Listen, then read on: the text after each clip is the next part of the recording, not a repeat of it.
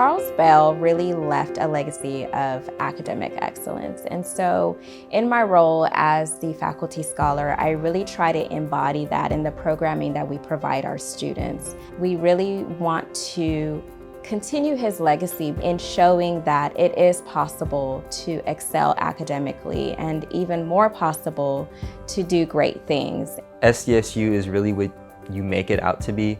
There are a lot of opportunities for students with the organizations we have on campus, and due to leaders, trailblazing and going the extra mile and creating these spaces like the Black Resource Center, like the Henrietta Goodwin Scholar Program, all these different organizations, there are spaces for Black students on campus because of that. And I would encourage all Black students to, take the legacy of Dr. Charles Bell and really embody that in order to create spaces and continue to trailblaze like our predecessors did.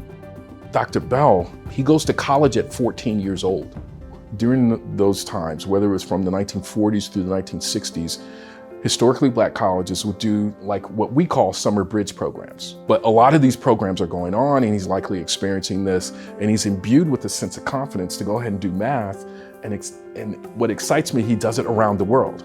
He doesn't just stay in San Diego. He travels to Nigeria, to India, to different other parts of Africa, and then comes back to the United States and really makes a strong impact with his teaching of mathematics, but also his larger understanding. And at home, he always had chalkboards. You could hear it. I remember hearing in the middle of the night one time, just, what is that noise? I went downstairs. My dad he is hammering away. He's got chalk in his hand, and he's got 2 chalkboards, and he's just going at it. I just snuck back up, went back to bed.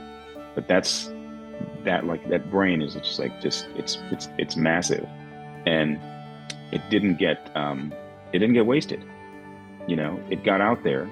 So when he's here on campus, he's encouraging students to continue to strive towards excellence in math, but also think about it internationally. And he was doing that before many other folks were doing it. He's traveling around the world with his research and sharing the knowledge and information, but also probably enriching what he's bringing back to San Diego State. There was a SDSU student, and he had an important career choice to be made, and he sat down and met with my dad, and my dad gave him some advice that proved to be just like the best thing. He took the advice, and now he emailed me 15, 20 years later and said, yeah, that was absolutely the best way to look at it. Now with, career behind, a big chunk of career behind him, he realized that was a good thing. And it's really important to have that kind of guidance. We use kind of the conversation about Dr. Bell as a touch point. Math is our thing, that's what we do. So I just say, all right, go ahead, and you're gonna talk to this corporation over here that makes pharmaceuticals, right? They have a job for you as a mathematician. Or, man, have you ever thought about working in a business environment as an economics major? And I was able to watch in real time, students were able to kind of reduce some of their anxiety because it referred back to the classes that we have where we focus in on these historical figures like Dr. Bell, like Henrietta Goodwin, who came through by themselves. They realized, I'm not by myself. I have a broader community, and even the fact that they're no longer with us, they're still with me to a large degree and encouraging me to move on to the next level. I applied to San Diego State. I thought it was a great university from what I had researched. There was, a lot of African American history here. It was the first time I came across the name Dr. Charles Bell, and getting here and realizing that he came during a very similar time. In 1958, and was the second Black faculty member to be hired here at San Diego State. So definitely that, started to, seed the feelings of kindredness with him. I got introduced to Dr. Charles Bell after a position became available for this inaugural position as a Charles Bell Scholar with the Black Resource Center. It was the fact that his legacy would live on in that position, and then to also be the very first Charles Bell Scholar for me was something that I couldn't imagine to have happen on campus, but also to be the person to hold that position. Now they'll see his name on a building. I mean, imagine that you are connected to that and you know who that is. I just think for our students, it's just critical for them to know the history behind some of the legacies on campus and then continue to build on that.